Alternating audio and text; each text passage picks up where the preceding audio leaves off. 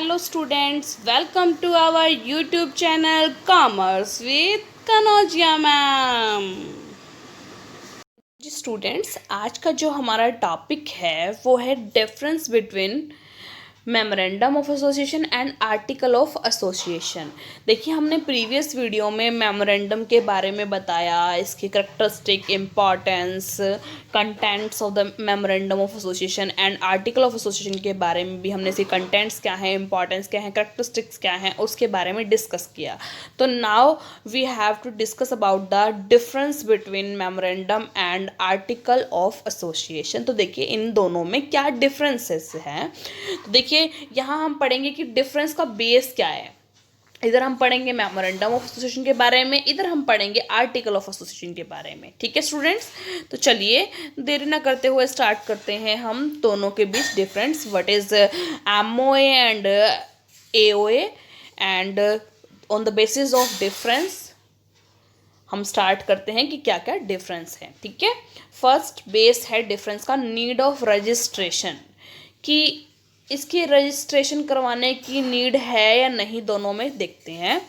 तो चलिए students, need of registration, it is mandatory to have a memorandum at the time of the company's registration.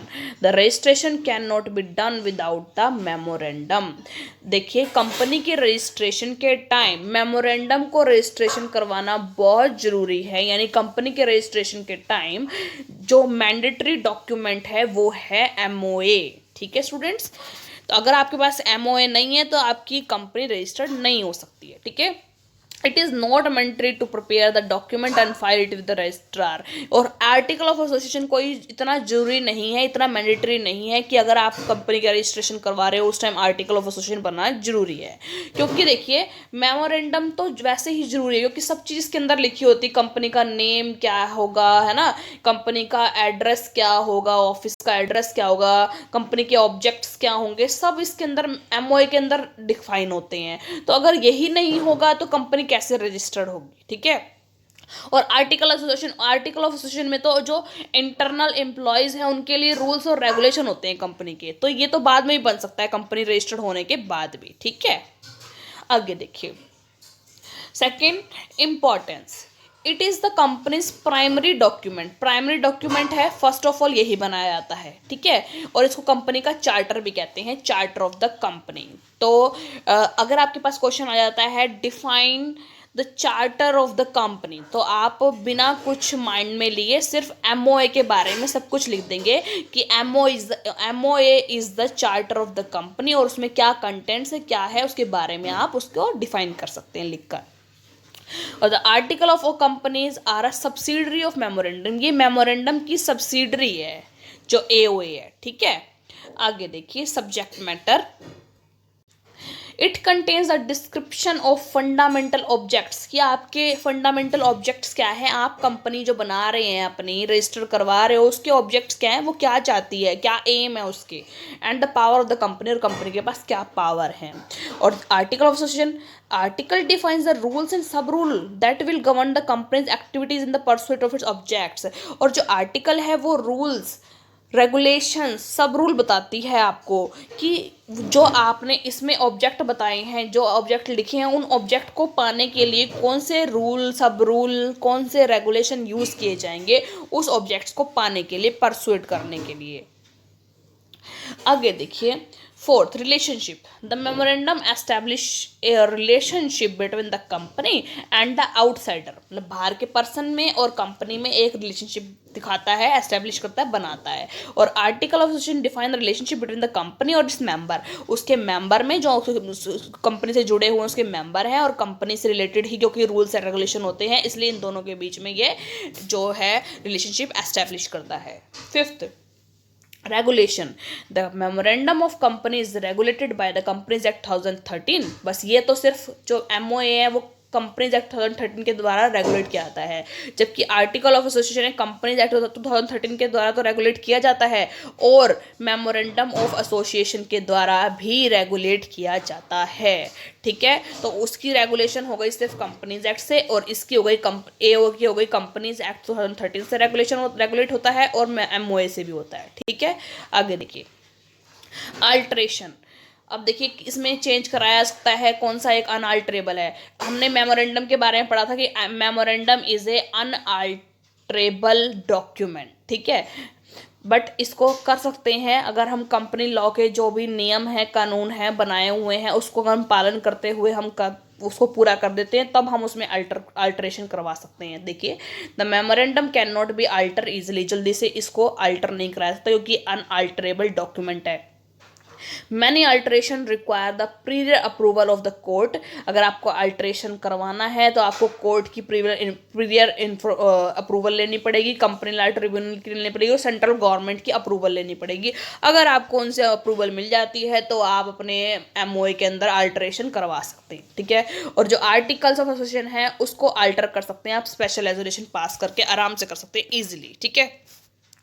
Legal effect देखिए, it is assume, ये माना जाता है कि that any person dealing with the companies conversant with the condition stated in the memorandum, जो condition memorandum में दिखाई गई है और कंपनी कोई पर्सन है कन्वर्जेंट के रूप में डील करता है कंपनी से। If a person makes a contract with the company के साथ कोई कॉन्ट्रैक्ट अगर वो करता है, that the memorandum does not allow, जो उसका एमओए है वो उसको अलो नहीं करता वो कॉन्ट्रैक्ट को, that the contract can not B disputed इन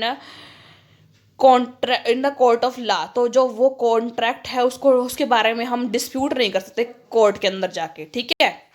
और इसमें क्या होता है, लाइक द मेमोरेंडम की ही तरह, it is assumed that the any outsider dealing with the company is convergent with the articles, अगर वो उसके आर्टिकल्स में कन्वर्सन के रूप में डीलिंग कर रहा है हमारी कंपनी में, but if there is a breach of the contract, अगर कोई जो कॉन्ट्रैक्ट है वो टूट जाता है जो बाय द कंपनी के द्वारा, because some of the internal irregularity which is outsider unaware, then he can take the recourse of law. देखिए, अगर उस बंदे ने किसी सामने वाले बाहर आउटसाइडर पर्सन ने कंपनी के साथ क्या किया है, एक कॉन्ट्रैक्ट किया है और कंपनी की किसी गलती की वजह से कंपनी ने क्या किया है, उसकी आंतरिक इरेगुलरिटी की वजह से वो कॉन्ट्रैक्ट ब्रीच हो गया है, तो वो जाकर लॉ का सहारा ले सकता है, कोर्ट का सहारा ले सकता है, ठीक है। इसमें can not B disputed in the court, इसमें नहीं कर सकते, ठीक है।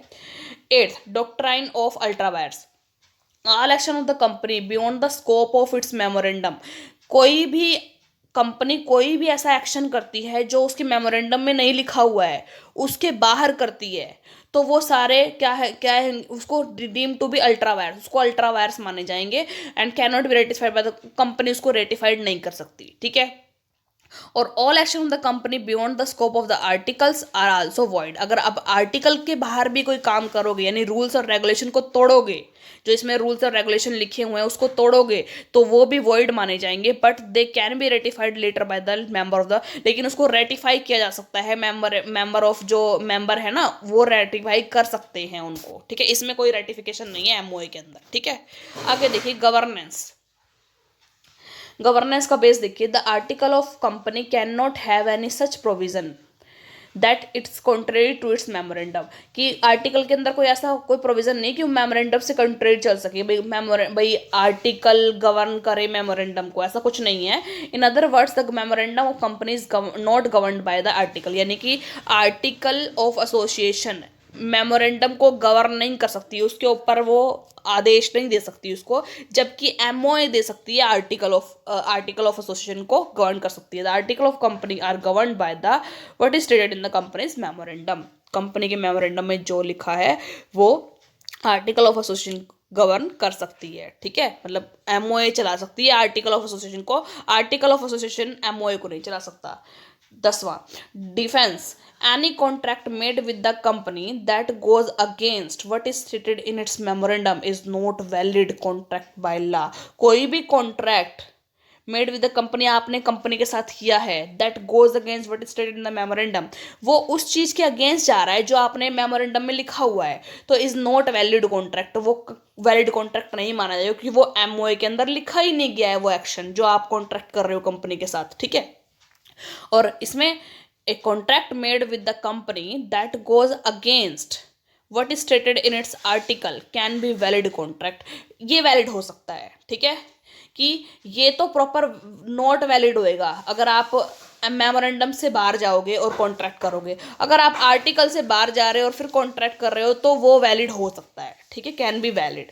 ठीक है स्टूडेंट्स, तो आई होप आपको आज की जो वीडियो है उसमें जो टॉपिक कराया गया है वो समझ में आया होगा। इसमें हमने करा है difference between memorandum and article of association. तो स्टूडेंट्स, अगर आपको ये वीडियो पसंद आई हो, समझ में आई हो, तो ज़्यादा से ज़्यादा इस वीडियो को लाइक करें, शेयर करें और सब्सक्राइब कीजिए मेरे चैनल को commerce with Kanojia ma'am. Thank you students.